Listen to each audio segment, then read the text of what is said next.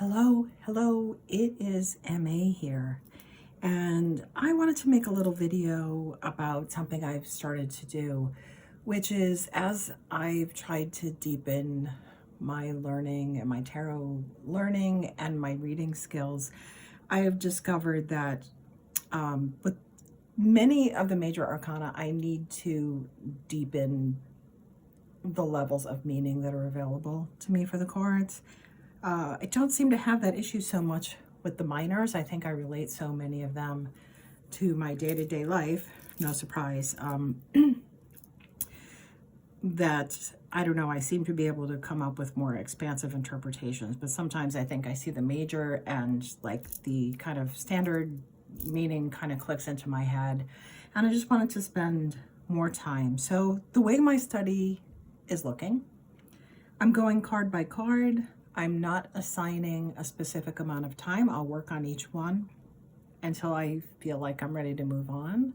I was not going to go in order, but I have a friend that I just gifted Rachel Pollack's 78 Degrees of Wisdom, and she asked that we kind of do the cards in order together, and I, of course, completely fine with that. That actually makes it even more exciting for me. So what I've been doing is sitting with, I'm starting using the Rider-Waite-Smith as my kind of starting point,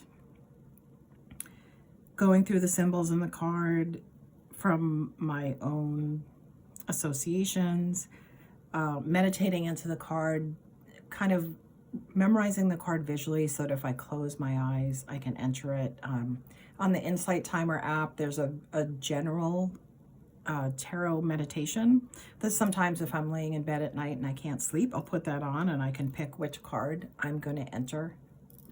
And so that's kind of the experiential way I'm working with this card.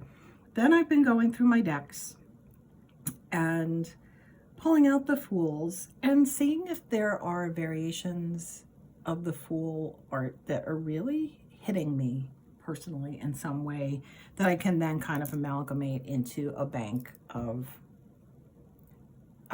meanings and associations for the specific card. Now, I'm not sure that using a wide variety of decks is a recommended study method, especially if one does not have a variety of decks.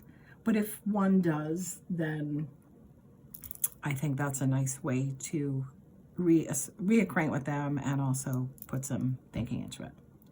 So that's my long-winded way of saying how I'm doing this. Also, I am kind of started a journal with a bunch of pages for each card. So the first steps with the Fool, again, are go through the Rider-Waite-Smith illustration, kind of let myself fall into it, go through a bunch of decks, and then only later do I plan to go back through the several tarot books that I have and reread those chapters. Probably do the same with a bunch of guidebooks, just to kind of refresh my thinking. There's other cards in the majors where I need this more than I need it for the Fool, but I'm enjoying it so much. I'm just going to stick with it. So here's where I ended up with the Fool. Some, I guess, surprising and not surprising things for me. So as I was visiting this card again, I noticed that this particular Fool reminded me of someone I knew, an acquaintance from work that I knew several years ago. He was very young man, very charming, just like adorable, sweet person. And I just kind of started writing, I guess not about him because I don't even know him that well, but I kind of put that character onto this Fool and saw this Fool of someone, the girls kind of follow him around and he's kind of oblivious and he doesn't even know it. But what I really thought about is this Fool, and I think it was the fanciness of the dress that brought me here, was this Fool maybe from a background where their expectation is if they jump off that cliff and lose everything, they're not too worried about it because their experience is that either someone always has their back, or what they lose can be easily replenished by someone else. Like that they are someone that is used used to abundance and some level of privilege. Now, I don't think that's going to be showing up in every reading, and maybe not any readings, but that was just something I thought about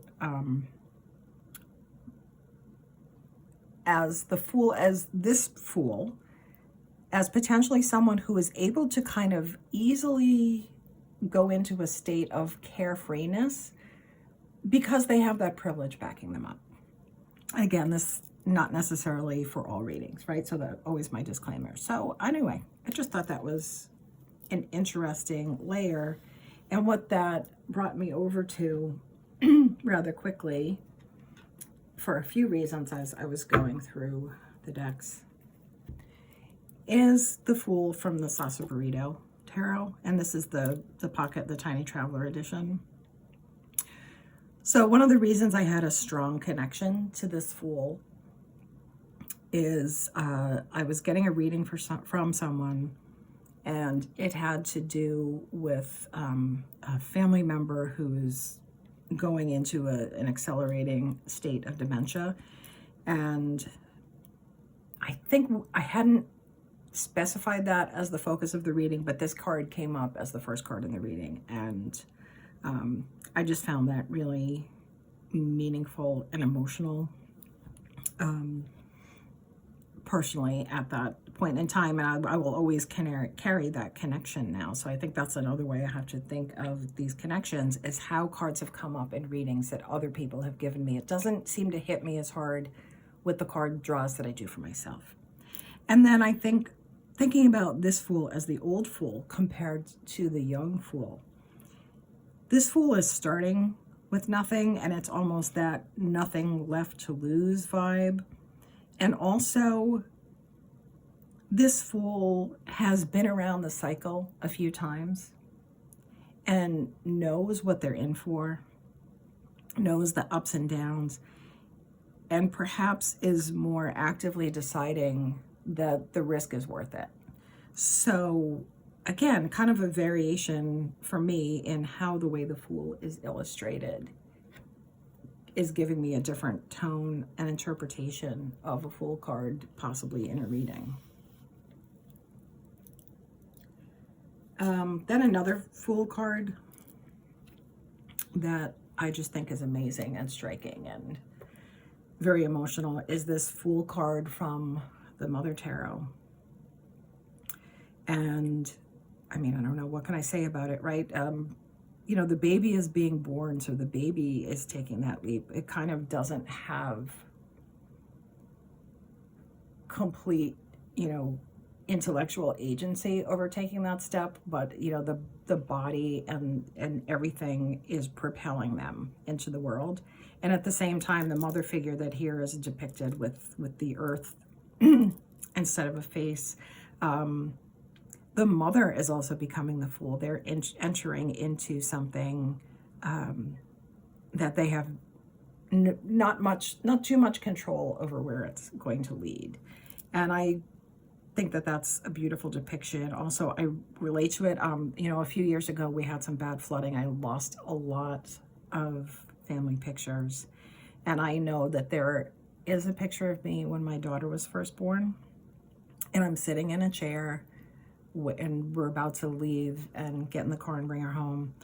And I'm holding her, I'm sitting in this chair, and the look of terror on my face is really astonishing. And I don't know that I, you know, consciously was sitting there going, oh, this is terrifying, but it sure is visible on my face.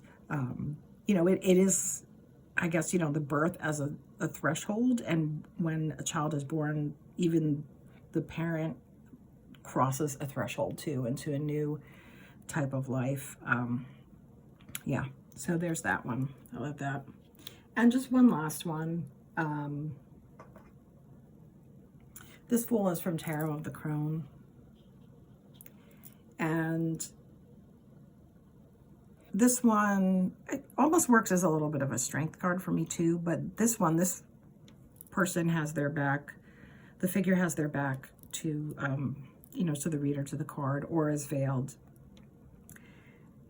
And And sometimes the Fool can be the Fool without going anywhere or actually taking a step, but that act of opening the arms wide and accepting can also be a risk and a threshold. And I do feel like this card with the arms raised is kind of making that gateway, a little bit like the High Priestess and so many other cards that are acting as a gateway. So I thought this one was really powerful and, you know, indicative of some things I'm going through in my life with, again, caring for this or trying to make decisions with and for this person in my life that's having some struggles. So yeah, so that's how I am studying the Fool. I'm starting with the personal, and then I'll go through the books and, you know, and do some more work there, looking at other people's thoughts. But I just wanted to make this video mostly for myself to try to catalog my thoughts. And yeah, once again, thank you for watching if you did. Take care.